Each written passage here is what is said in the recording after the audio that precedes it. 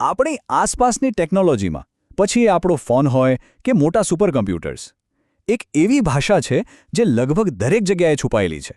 એ છે C programming. પણ વિચારવા જેવી વાત એ છે કે લગભગ 50 વર્ષ જૂની આ ભાષા આજે પણ ટેકનોલોજીની દુનિયા પર કેવી રીતે રાજ કરી રહી છે. ચાલો આજે આ ડિજિટલ બ્લૂપ્રિન્ટને જરા ઊંડાણપૂર્વક સમજીએ.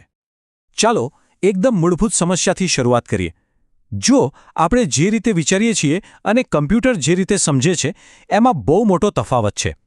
કમ્પ્યુટર તો બિચારું ફક્ત 0 અને 1 એટલે કે ચાલુ અને બંધની ભાષા જ સમજે છે. તો પછી આપણા જે જટિલ વિચારો છે, આપણી કલ્પનાઓ છે, એને આટલી સરળ ભાષામાં સમજાવી કેવી રીતે? આ સવાલનો જવાબ શોધવા માટે આપણે એક નાનકડી સફર પર નીકળીશું. સૌથી પહેલાં આપણે સમજીશું કે મશીનો સાથે વાત કરવાનો આ પુલ કેવી રીતે બને છે. પછી આપણે સીધી વાત કરીશું સી ભાષાની, કે એમાં એવું તે શું ખાસ છે જે એને પાવરહાઉસ બનાવે છે. એ પછી આપણે કોડના નાનામાં નાના ટુકડા કરીને એની રચના સમજીશું અને જાણીશું કે પ્રોગ્રામ્સ ખરેખર વિચારે કેવી રીતે છે. અને છેલ્લે આપણે જોઈશું કે આ જૂની ભાષાનો વારસો આજે પણ કેમ આટલું જીવંત અને મહત્વનો છે. તો માણસના વિચાર અને મશીનની ભાષા વચ્ચેની આ જે ઊંડી ખાઈ છે એને ભરવામાં કેવી રીતે આવે છે? આનો જવાબ આપણને મળશે આપણા પહેલા વિભાગમાં, મશીનો સાથે વાતચીત કેવી રીતે કરવી. અને આનો ઉકેલ છે પ્રોગ્રામિંગ ભાષા. તમે એને એક બહુ જ હોશિયાર ટ્રાન્સલેટર કે દુભાષા તરીકે વિચારી શકો છો.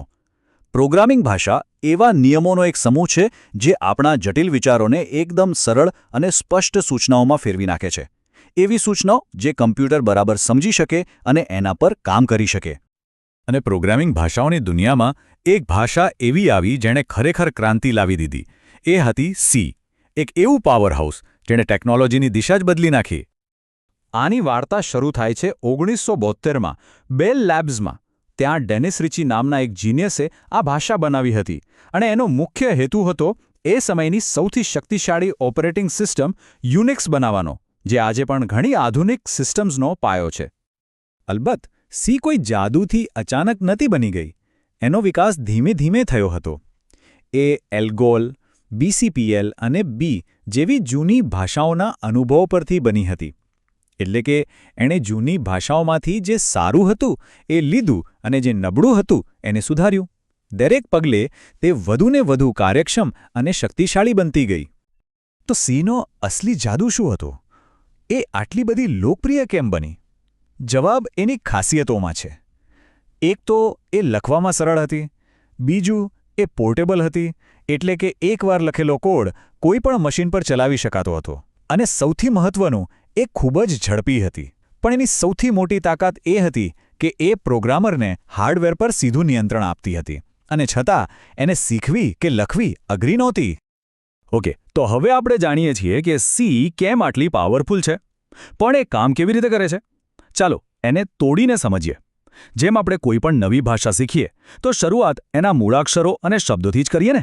અહીં પણ એવું જ છે. જેમ આપણી ગુજરાતી ભાષામાં ક, ખ, ગ હોય છે, એમ સી ભાષાનો પણ પોતાનો એક મૂળાક્ષર છે. આને કેરેક્ટર સેટ કહેવાય છે. આમાં અંગ્રેજીના અક્ષરો, 0 થી 9 સુધીના આંકડા અને અમુક ખાસ ચિહ્નો જેવા કે વત્તા, બરાબર વગેરેનો સમાવેશ થાય છે. પ્રોગ્રામની દરેક સૂચના આ જ મૂળભૂત ઘટકોમાંથી બને છે. હવે આ અક્ષરોને જોડીને શું બને? શબ્દો, બરાબર? પ્રોગ્રામિંગની દુનિયામાં આ શબ્દોને ટોકન્સ કહેવાય છે. આ પ્રોગ્રામનો નાનામાં નાનો એવો ભાગ છે જેનો કોઈ અર્થ નીકળે છે. આ શબ્દો એટલે કે ટોકન્સ અલગ અલગ કામ કરે છે. જેમ કે કીવર્ડ્સ. આ એવા શબ્દો છે જેનો અર્થ સી ભાષામાં પહેલેથી જ નક્કી થયેલો છે. આઇડેન્ટિફાયર્સ. આ તો આપણે પાડેલા નામ છે જેનો ઉપયોગ આપણે ડેટા સ્ટોર કરવા કે કોઈ કામ કરવા માટે કરીએ છીએ. કોન્સ્ટન્ટ્સ. એવા મૂલ્યો છે જે ક્યારે બદલાતા નથી. અને ઓપરેટર્સ એવા ચિહ્નો છે જે સરવાળો કે ગુણાકાર જેવી ક્રિયાઓ કરે છે. ચાલો હવે વાત કરીએ ડેટા ટાઈપ્સની. જો પ્રોગ્રામિંગ એક વાક્ય હોય તો ડેટા ટાઈપ્સ એના નામ કે સંજ્ઞા જેવા છે. એ નક્કી કરે છે કે આપણે કયા પ્રકારનો ડેટા સંગ્રહિત કરવા માંગીએ છીએ. શું એ કોઈ પૂર્ણાંક સંખ્યા છે, એક અક્ષર છે કે પછી પોઇન્ટવાળી સંખ્યા છે? અહીં કેટલાક મુખ્ય ડેટા ટાઈપ્સ છે. 4 એક અક્ષર માટે, ઇન્ટ પૂર્ણાંક સંખ્યા માટે અને ફ્લોટ અને ડબલ દશાંક સંખ્યાઓ માટે વપરાય છે. દરેક પ્રકાર મેમરીમાં અલગ અલગ જગ્યા રોકે છે અને આ જ તો Cની ખૂબી છે. તે મેમરીનો ખૂબ જ કુશળતાપૂર્વક અને કરપ્રેશરથી ઉપયોગ કરે છે. તો આપણી પાસે હવે શબ્દો છે, આપણી પાસે સંજ્ઞાઓ પણ છે, પણ ખાલી શબ્દોથી તો વાક્ય નથી બનતું, બરાબર? એના માટે જોઈએ વ્યાકરણ અને તર્ક. તો ચાલો હવે જોઈએ કે સી ભાષા આ બધાને જોડીને નિર્ણયો કેવી રીતે લે છે. અને આ વ્યાકરણમાં સૌથી મહત્વના છે ઓપરેટર્સ. જો ડેટા ટાઈપ્સ સંજ્ઞા હોય તો ઓપરેટર્સ આપણા પ્રોગ્રામના ક્રિયાપદો છે. આ જ તો બધું કામ કરે છે. ડેટા પર પ્રક્રિયા કરવાનું કામ આ ઓપરેટર્સ જ કરે છે. આમાં પણ ઘણા પ્રકાર છે. જુઓ, અરિથમેટિક ઓપરેટર્સ છે, જે સરવાળો, બાદબાકી જેવા ગણિતના કામ કરે છે. પછી છે રિલેશનલ ઓપરેટર્સ, જે બે વસ્તુઓની સરખામણી કરે છે. કોણ મોટું, કોણ નાનું, શું બંને સરખા છે? અને લોજિકલ ઓપરેટર્સ, જે અને અથવા જેવા તર્કનો ઉપયોગ કરીને શરતોને જોડે છે. તો પ્રોગ્રામ્સ વિચારે કેવી રીતે છે, એ નિર્ણયો કેવી રીતે લે છે, આનો પાયો છે ઇફ એલ્સ જેવી એકદમ સરળ રચનામાં. એકદમ સરળ ભાષામાં કહીએ ને તો એક શરત તપાસે છે, જેમ કે શું વરસાદ પડી રહ્યો છે? જો જવાબ હા હોય તો છત્રી લો, જો ના હોય તો છત્રી ન લો. બસ આટલું જ સરળ છે. આ નાની પસંદગી જ જટિલ પ્રોગ્રામ્સનો પાયો છે. આની પાછળનું લોજિક એકદમ સીધું છે. પહેલું સ્ટેપ, પ્રોગ્રામ એક શરત તપાસે છે. બીજું સ્ટેપ, જો એ શરત સાચી હોય તો એ ઇફવાળું કામ કરે છે. અને ત્રીજું સ્ટેપ, જો શરત ખોટી હોય તો એ એલ્સવાળું બીજું કામ કરે છે. બસ આ 3 સ્ટેપમાં જ પ્રોગ્રામ નિર્ણય લે છે. તો આપણે આખી ભાષાની રચના સમજી લીધી, પણ મૂળ સવાલ પર પાછા આવીએ. આ બધું આજે પણ આટલું મહત્વનું કેમ છે? ચાલો હવે મોટા ચિત્ર પર નજર કરીએ અને સમજીએ કે સી ભાષાનો આ કાયમી વારસો શું છે.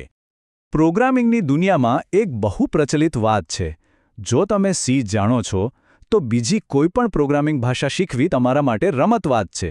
આવું એટલા માટે છે કારણ કે મોટાભાગની આધુનિક ભાષાઓનો પાયો અને તેમની વાક્યરચના સીમાંથી જ પ્રેરણા લઈને બનાવવામાં આવી છે.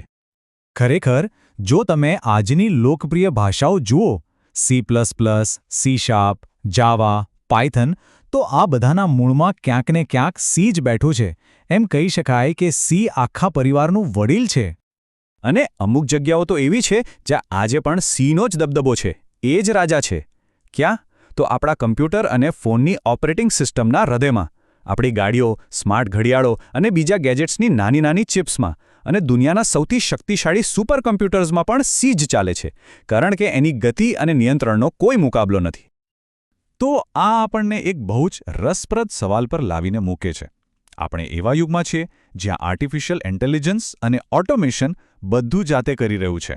તો પછી એવી ભાષાનું શું મહત્વ જે આપણને મશીનના હાર્ડવેર પર સીધું મેન્યુઅલ નિયંત્રણ આપે છે?